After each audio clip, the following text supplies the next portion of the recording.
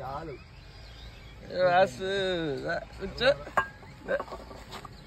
ఎక్కడి నుంచి వస్తున్నావు? వాళ్ళు బయటికి వెళ్తానులేండి. ఉండు మాట్లాడుతున్నా. చెప్పు. అంటే నాకు చాలా ఇష్టం రా, చాలా.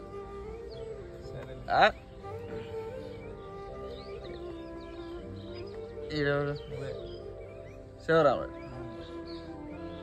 రామరాజు,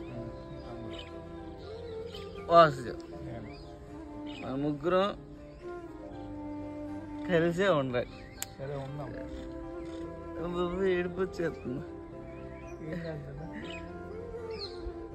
ఎవడు ఏం చేసినా